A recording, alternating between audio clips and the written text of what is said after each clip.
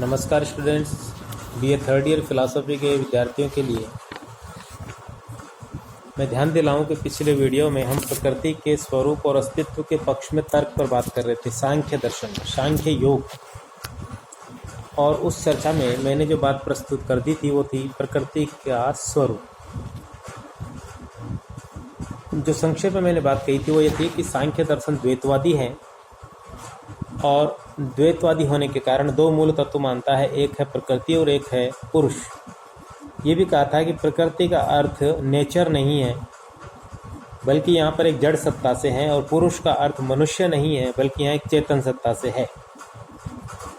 इन्हीं दोनों मूल तत्वों से संपूर्ण सृष्टि का निर्माण होता है, ऐसा सांख्य दर्शन मानता है। दो मूल तत्व मानने के कारण सांख्य को द्वैतवादी कहते हैं।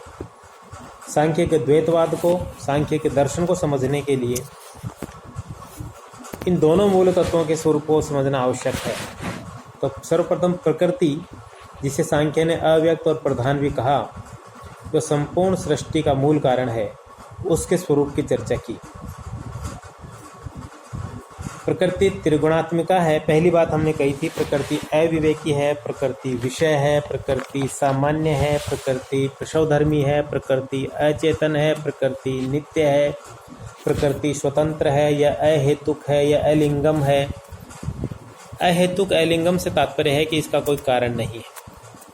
कारण से अर्थ है कि जिससे यह प्रकृति उत्पन्न हुई ऐसा कोई तत्व नहीं है, बल्कि संसार के सारे तत्व प्रकृति से उत्पन्न हुए हैं। इसीलिए प्रकृति को मूल तत्व कहते हैं ना। तो जब ये बात एक कॉमन सेंस की है कि जब मूल तत्व कह रहे हैं तो इसका मतलब है कि यह सबसे पहले था और जो कुछ भी उत्पन्न हुआ वो बाद में उत्पन्न हुआ। तो जो सबसे पहले था वो अकारण है, अजा है, अजन्मा है, यानी वह स्वयं किसी से उत्पन्न नहीं हुआ बल्कि वह स्वयं सबको उत्पन्न करता है। इस नाते प्रकृति को हम स्वतंत्र, अहेतुक, अलिंगम आदि की शब्द कहते हैं। यह किसी पर आश्रित नहीं है। ठीक है, तो ये प्रकृति का स्वरूप था। अब प्रकृति के अस्तित्व के पक्ष के लिए सांख्य दर्शन में, क्योंकि मैं बता चुका हूं कि सांख्य दर्शन का जो साहित्य है उसमें ईश्वर कृष्ण द्वारा विरचित सांख्य कारिका ये मूल रचना है, जिसके आधार पर हम सांख्य दर्शन का अध्ययन करते हैं। तो इस कारिका में कारिकाओं के माध्यम से सिद्धांतों को प्रस्तुत किया गया है। तो प्रकृति के अस्तित्व के पक्ष में जो कारिकाएं दी गई है 15 और 16 नंबर की, वह इस प्रकार से है कि भेदानां परिमाणात् समन्वयात् शक्तितः प्रवृत्तेश्च। पुनः बोल रहा हूं, भेदानां परिमाणात् समन्वयात् शक्तितः प्रवृत्तेश्च कारण कार्य विभागाद् अविभागाद् वैश्वरूपश्च।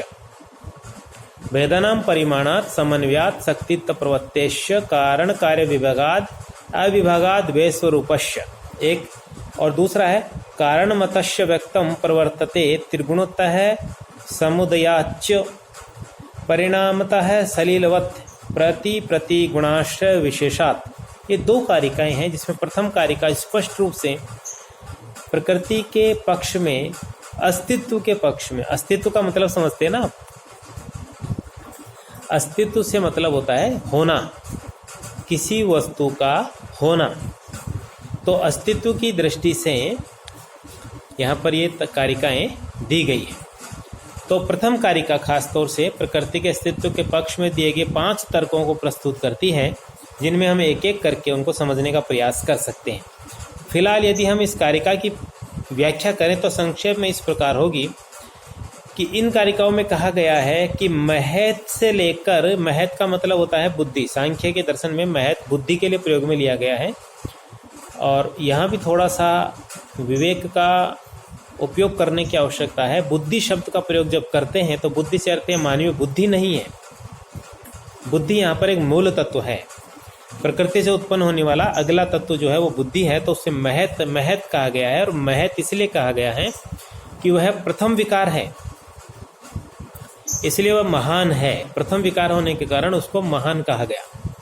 तो महत से लेकर पंच महाभूतों तक के सभी कार्यों को परिमित या सीमित होने के कारण, प्रकृति से सुख दुख मोहात्मक या जड़ रूप में समानता होने के कारण, शक्ति के अनुसार प्रवृत्त होने के कारण, अपने अपने कारणों से आविर्भूत होने और अपने अपने कारणों में तिरोभूत होने के कारण इन सब कार्यों का कारण मूल प्रकृति है, यह कहते हुए प्रकृति का अस्तित्व सिद्ध किया गया।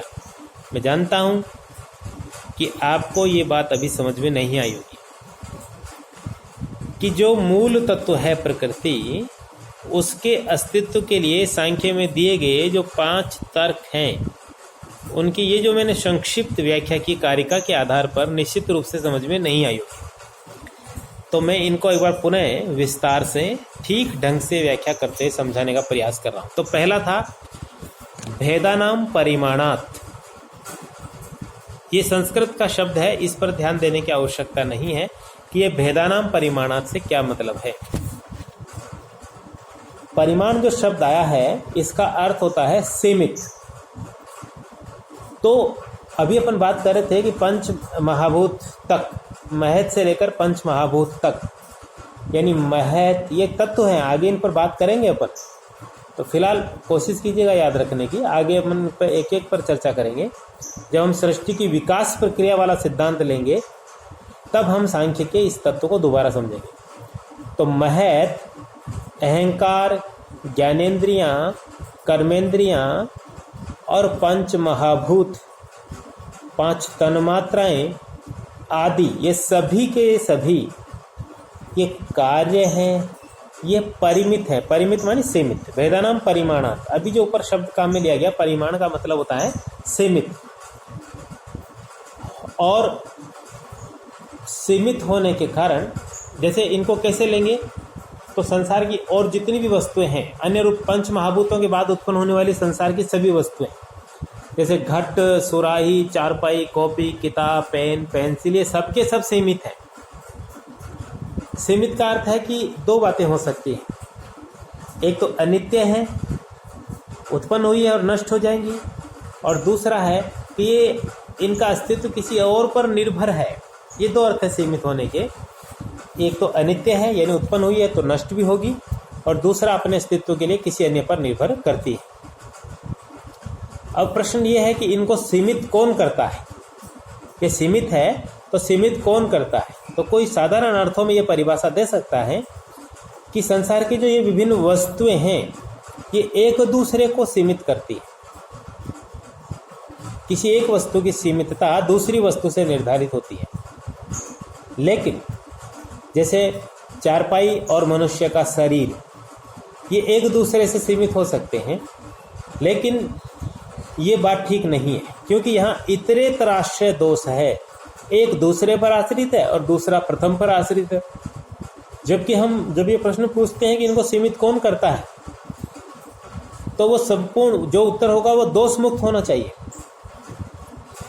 तो वास्तविकता क्या है कि यहाँ हम ये जानना चाहते हैं कि जो संसार की प्रत्येक वस्तुएं हैं वो किस चीज़ से सीमित हो रही है।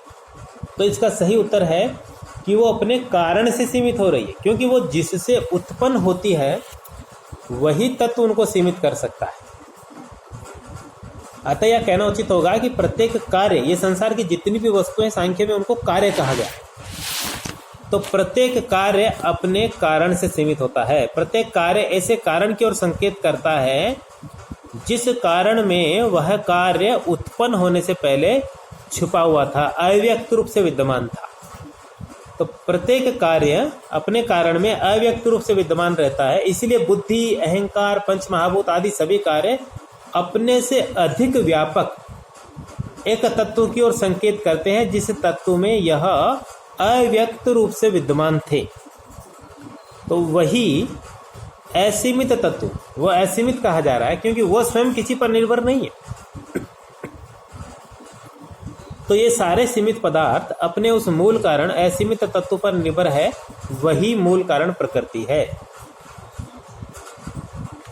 एक बात तो भेदानाम परिमाणात्, तो संसार की वस्तुओं की सीमितता, परिमितता के आधार पर इनके असीमित कारण की ओर संकेत करते हुए प्रकृति के अस्तित्व को सिद्ध किया गया कि संसार की हर वस्तु किसी न किसी कारण पर निर्भर है और अंत में कोई एक ऐसा कारण है जिसका स्वयं का कोई कारण नहीं और जो संसार की सभी वस्तुओं को उत्पन्न करता है, वही प्रकृति। दूसरा भेदानाम समन्वयात्, तो समन्वय का अर्थ है समान रूपता। तो हम ये पाते हैं कि मिट्टी के बर्तनों में मिट्टी समान है, सोने के बने हुए गहनों में सोना समान है, सर्वगत है। तो छोटी से लेकर बड़ी मशीनों में लोहा समान है। तो इस प्रकार सांख्य विश्व की रचना का विश्लेषण करते हुए यह निष्कर्ष निकालता है कि विश्व पंच महाभूतों से बना है और ये पंच महाभूत पंच तन्मात्राओं से बने हैं। पंच तन्मात्राएं कौन सी है? शब्द, स्पर्श, रूप, रस और गंध। और पंच महाभूत कौन से हैं? पृथ्वी, जल, अग्नि, वायु और आकाश। तो संसार की सभी वस्तुएं पंच महाभूतों से बनी है। पंच महाभूत पांच तन्मात्राओं से बने हैं। पांच तन्मात्राएं अहंकार से, अहंकार महत से और महत अंततः मूल प्रकृति से। ये वापस चलते हुए एक प्रक्रिया हमने यहाँ पर दिखाई। तो एक साधारण मनुष्य का जो अनुभव है वो ये कहता है कि संसार में जितनी भी वस्तुएं हैं, इन सभी वस्तुओं में एक समान रूपता, एक सर्वगत विशिष्टता समान रूप से पाई जाती है। और वो ये कि ये सब की सब सुखात्मक, दुखात्मक और मोहात्मक है। यानी संसार की हर वस्तु किसी के लिए सुखदायक है, किसी के लिए दुखदायक है, किसी के लिए वो तटस्थता से युक्त है। तो ऐसी इस समानता के आधार पर ही सांख्य दर्शन ने कहा कि जब संसार की हर वस्तु सुखात्मक, दुखात्मक और मोहात्मक है, तो इनको उत्पन्न करने वाला जो इनका कारण है वह भी इन्हीं तीन विशिष्टताओं से युक्त होना चाहिए। सुखात्मक, दुखात्मक और मोहात्मक होना चाहिए और वही मूल कारण प्रकृति है। तो ये समान रूपता के आधार पर प्रकृति के अस्तित्व को सिद्ध करने का प्रयास किया। फिर से समझिए, समान रूपता का अर्थ यहाँ पर है कि संसार की सभी वस्तुओं में सुख, दुख और मोह का एक सर्वगत रूप देखने को मिलता है। और यदि संसार की सभी वस्तुएं सुख, दुख और मोहात्मक है, तो इनकी उत्पत्ति का कारण भी सुखात्मक, दुखात्मक और मोहात्मक ही होना चाहिए और वही प्रकृति है। क्योंकि सांख्य दर्शन में शुरू में अपन ने पढ़ा, प्रकृति को त्रिगुणात्मिका कहा था। तो त्रिगुणात्मिका का अर्थ है कि सत, रज, तम से युक्त है वो, यानी इन तीन तत्वों से मिलकर बनी। और इन तीनों तत्वों में प्रथम तत्व का लक्षण था सुख देने वाला, दूसरे का दुख देने वाला और तीसरे का उदासीनता या मोहात्मक था। तीसरा तर्क जो दिया गया वह है शक्तितः प्रवृत्तिश्च, कारण शक्ति से कार्य उत्पन्न होता है। इस लोक का हमारा जो सामान्य अनुभव है वो ये कहता है कि जिस कार्य को उत्पन्न करने में जो कारण समर्थ है वही कारण उस कार्य को उत्पन्न कर सकता है। यानी हर कारण हर कार्य को उत्पन्न नहीं कर सकता। कारण में कार्य को उत्पन्न करने का निश्चित सामर्थ्य होता है। जैसे उदाहरण के रूप में कुम्हार घट निर्माण करने में ही समर्थ है, इसलिए वो घट का ही निर्माण कर सकता है, पट का नहीं, यानी कपड़े का नहीं। इसी प्रकार त्रिगुणात्मक विश्व को उत्पन्न करने की शक्ति भी किसी ऐसे ही कारण में होनी चाहिए जो स्वयं त्रिगुणात्मक है। त्रिगुणात्मक विश्व का मतलब है सृष्टि की प्रत्येक वस्तु पर यदि हम नजर डालें तो हम पाते हैं कि सुख, दुख, मोह उत्पन्न करने वाली है। यानी सत्व युक्त, रज युक्त और तम युक्त है। तो इनको उत्पन्न करने वाली तत्व भाई ऐसा ही होना चाहिए जिनमें ये तीनों गुण विद्यमान हो, तीनों गुण उसमें पाए जाएं, और वही प्रकृति है। तो प्रकृति का जो प्रथम विकार है जिसको अपने महत कहा, महत इसलिए कहा कि प्रथम है इसलिए वो महान है। तो महत से भूत पर्यंत तत्वों को उत्पन्न करने वाला जो भी तत्व है वही प्रकृति है, क्योंकि उसमें ही इन सब तत्वों को उत्पन्न करने की शक्ति है।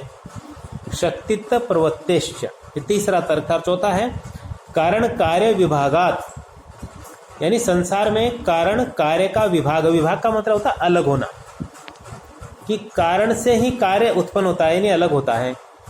इसलिए हर एक वस्तु, संसार की हर वस्तु सकारण होती है, किंतु किसी भी वस्तु के कारण का भी कारण होता है।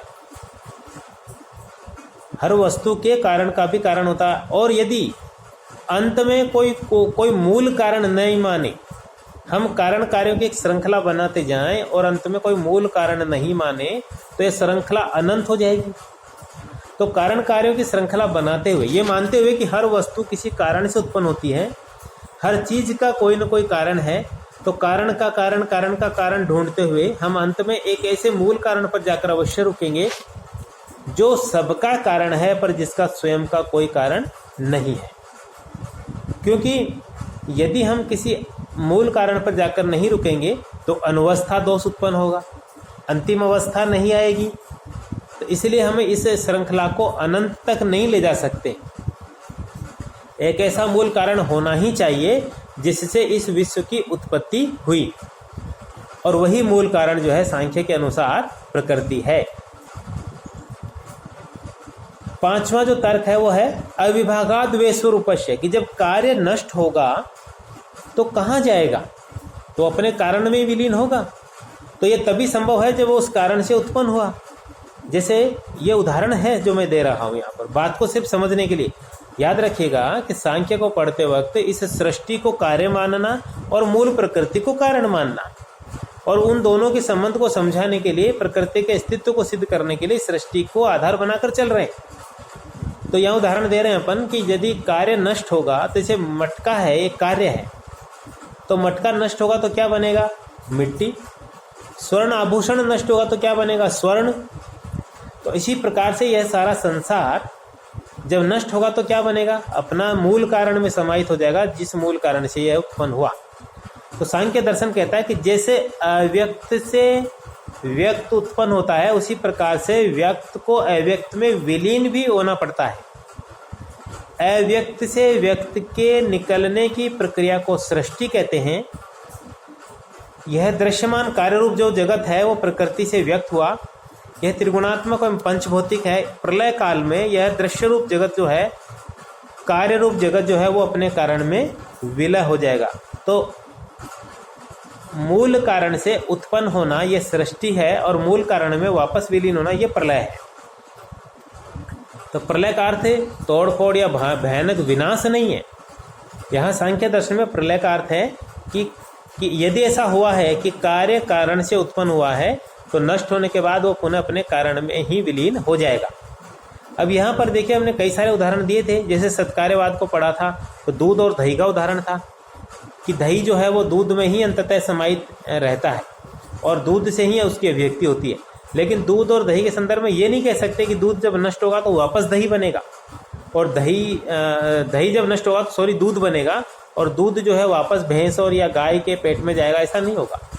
लेकिन ये संपूर्ण सृष्टि की दृष्टि से यदि बात करें तो ये बात लागू होती है कि जब संपूर्ण सृष्टि नष्ट होगी, ये कार्य रूपी सृष्टि, दृश्य जगत जो है वो नष्ट होगा, तो अपने मूल कारण प्रकृति में विलीन होगा। तो इसका मतलब है कि प्रकृति नामक तत्व की सत्ता है। तो ये 5 तर्क सांख्य ने प्रकृति के अस्तित्व को सिद्ध करने के लिए दिए। ठीक है, लगभग प्रकृति के स्वरूप और अस्तित्व के पक्ष में दिए गए तर्कों की लगभग चर्चा हम कर चुके हैं, लेकिन अभी थोड़ा सा इसमें चर्चा बाकी रह गई है, जिसकी चर्चा हम अगली क्लास में करेंगे। तब तक जय हिंद, जय भारत।